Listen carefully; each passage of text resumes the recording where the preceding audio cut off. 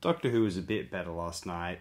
The plot was a bit more eventful. It ended with a more potent, intense cliffhanger. And, the Doctors actually... Him, Ian, and Barbara are now just outright they're no longer trying to cooperate and, keep their good standing with Marco Polo. They're now just trying to get back into the TARDIS and escape. They're not interested in, Polo's desires to show it off to Kubla Khan. Of course, Susan just wanted to say goodbye to that friend she made, and she's been captured by one of the traitors/bandits. Yeah. It's not a bad serial, but not one of my favourites so far. I don't know if I'll be catching this one in rewatches. How right I would be. My hypothetical I from 1964. Yeah, I must say, I feel really bad when I'm talking about the vague inadequacies of Marco Polo as a serial, especially when we cannot see the visuals.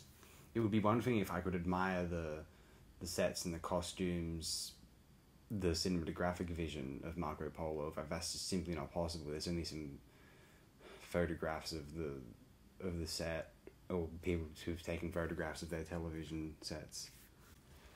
My memory is that the serial picks up in the last 2 episodes in particular. Doctor Who stories, especially the longer ones, have a habit of doing that. They've got to cram the most climactic, built-up moments into the last couple of episodes, and they have to have filler in between then. So...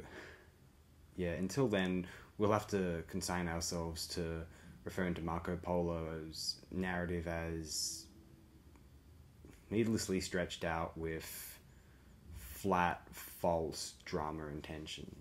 Very, very unfortunately. Nevertheless, one has to enjoy the interactions between Marco Polo and the Doctor and his companions. It set a good standard for weaving a historical figure into the main cast. Obviously, we had Richard the Lionheart in the Crusade serial, and as an antagonist, Nero in the Roman serial in season 2.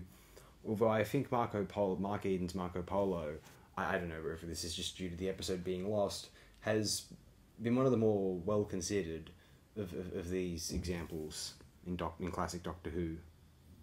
Within Doctor Who in general, everyone loves Vincent van Gogh in the newer series, but I thought that was a bit obvious myself. But then, the people who watch newer Doctor Who and obsess over it, they're a bit obvious too, aren't they? I like to watch this show where there are these plastic sets and lavish costumes, and they're all meant to represent these great cosmic wars and these plastic, painted Daleks. They're meant to represent the most evil beings in the universe. And they are simply because the storyline and the characters say they are. There's a certain matter of playing pretend and a kind of these props kind of almost expressionistically or resembling what they're supposed to resemble because we let them. If that makes sense, that is astonishing. In any case, Marco Polo, it is what it is. And if I could wave a magic wand, and if I could cut one of my fingers off to make the Marco Polo serial rock up, I might. I think I'd cut off half of my left ring finger. I don't think I'll need that. I assume I'll be... Oh, I don't know. Would I need it on my right hand? Yeah, I probably would. That's my writing hand, so yeah. I don't know if I'll need my left pinky.